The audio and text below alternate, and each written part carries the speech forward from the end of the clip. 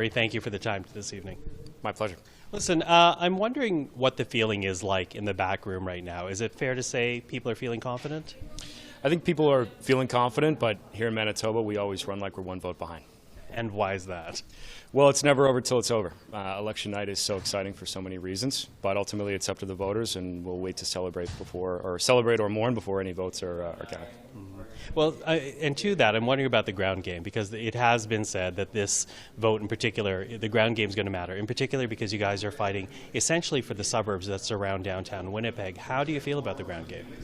I think we feel very good. Advanced voting numbers were at a record high here in Manitoba, and that's a huge part of our strategy. We also nominated candidates early so that they could get out there and pound the pavement, knock doors, go to community gatherings for months. And so, we feel very good about how things are looking, and the ground game is strong. In terms of the advanced polling, the numbers are fairly high. What have you seen so far today? We've seen what we expect. There was a little bit of rain earlier, but that affects all parties equally. So hopefully if things keep up, we'll have some good news. I talked about the Winnipeg suburbs, and of course, a lot of those are Tory-held right now. How do you feel about breaking in there? Is that going to be a challenge? Are those tight races? What are you looking at here? Every race is tight, for sure. Polling numbers only matter so much during the election, but the only poll that matters closes at 8 p.m. tonight. So we expect them to be tight. We expect them to be competitive throughout the city. And I guess that's a bit of history repeating, or concerned about what happened to Gary Doer so many years back. Is that fair to say?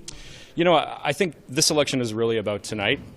We could look to the past, but I think voters in Manitoba have made it clear to us that they want change. And we ran a campaign to unite Manitobans, to tackle the big issues together.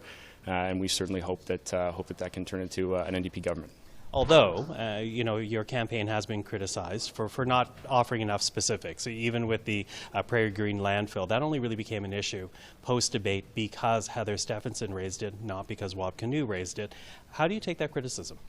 Well, I think our leader's been clear. We have to try. And I think the attacks from the PCs on this issue have been an attempt to divide Manitobans.